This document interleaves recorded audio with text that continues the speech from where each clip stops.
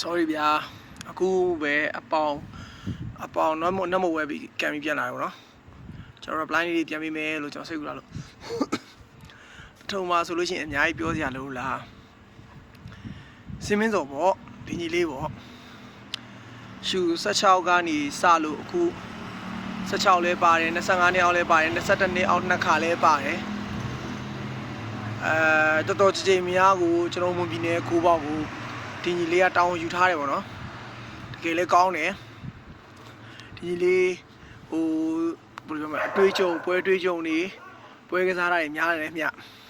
အမားတွေနေလာပြီးလက်စွမ်းတွေပို့ပြီးတော့ကောင်းမွန်လာတယ်ဗောနော်တကယ်ကိုဒီဆက်ပို့ပြီးတော့ကျွန်တော်တို့အစီအမျက်နှာမြင်ရမယ့်ညီလေးဗောနော်လက်ရှိချိန်မှာတော့ကျွန်တော်မွန်ပြည်နယ်ရဲ့ဒီလက်ရှိမွန်ပြည်နယ်အကောင်းဆုံးကိုးသမားကြီးတွေကလည်းတယောက်ပါဝင်ဗောနော်နောက်တော့ကိုးသမားကြီးလည်းရှိတယ်အဲ့ဒီမှာတယောက်ပါဝင်ဗောလက်ရှိတိုင်းတဲ့ပြည်နယ်ကိုလည်း၄ခေါက်လောက်သွားပြီးဖမ်းတာဆိုတော့ဒီညီရဲ့လက်စွမ်းကတော့အမြင့်ဆုံးမှာရှိပါတယ်